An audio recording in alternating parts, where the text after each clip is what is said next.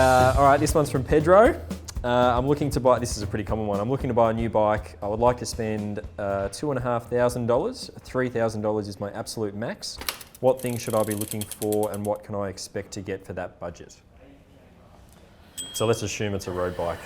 It's a pretty good question because we again thought about whether it was a mountain bike or we can do both. Or a roadie. Yep. Yeah. The number one thing we say to a customer is sometimes they get lost in actually looking at the rear derailleur. That's a single focus when someone comes to buy a roadie or, you know, oh, what's the rear D? What's it running, whether it's running 105 or Tegra or anything like that. And sometimes the frame gets overlooked. It's actually the quality of the frame is your base where you start everything from. It's actually the heart of the bike. And we sort of angle it back and say, righto, let's look at this. Look at the spec of the carbon or the spec of the alloy, you know, the build quality, all that sort of stuff. You know, in the $2,500 to $3,000 price point, it's not a bad pond to be fishing, and you're going to get some really quality builds and componentry in that price point. So, yeah, don't overlook the frame. I mean, one factor as well, a lot of bike ranges at the moment is that they use the same frame, you know, across the board. So you might see the Durace bike at the top uses the same frame as the 105 bike down the bottom. So I would look at that. Sometimes you do have a change in the carbon. Look at where that change is occurring, and see what the best, you know, so it might be that you have to accept a lesser group set to get the higher end frame. I don't think that's necessarily a bad thing. You know, like the frame is the most important thing. That's the tree that you hang your decorations on, and you're going to keep that tree for next Christmas, you know. Yeah, and if you get a really good frame, which, like you said, they all pretty much start and carry that frame through the different specs. You know, you have the ability to upgrade. So, you know, there's a brand, and we sell their foundation model is running basic componentry, but the frame is an absolute gun frame. So a season down the track, you get a bit more cash in, you can upgrade. And even the entry level componentry now is so great. Yeah, I mean, absolutely. They're not. This year we brought in, you know, new Chiagra, which essentially is Ultegra, you know, 10-speed, but it looks the same, it feels the same.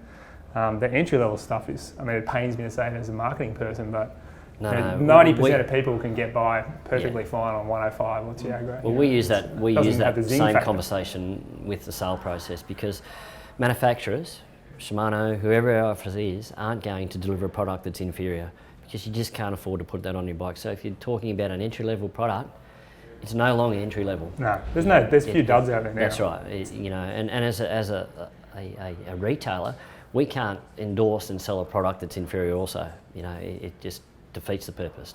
So, you know, when we're talking entry-level, you know, it's those days are gone where that terminology means it's inferior, because it's not. It's definitely at a certain standard, which is very, very good.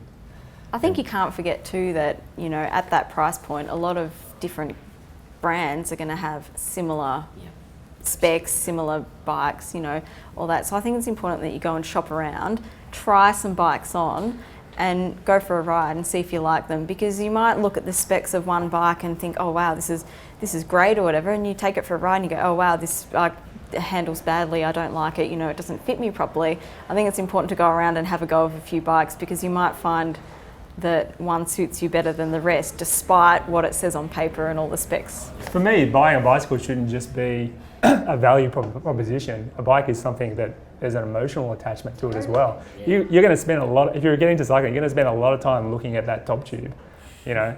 So just to have a spreadsheet, just to have a spreadsheet where you put the components, the free hub, the cassette combination, whatever. That's, for me, that's a very boring way to consider this purchasing. You know, you've got to get out there and touch it and feel it and have some sort of connection with it, because it will become an extension of yourself, you know, at some point in your cycling career. And if you're going to spend $3,000 and it says a lot about you. If you're going to spend $3,000 on it, you got to like it.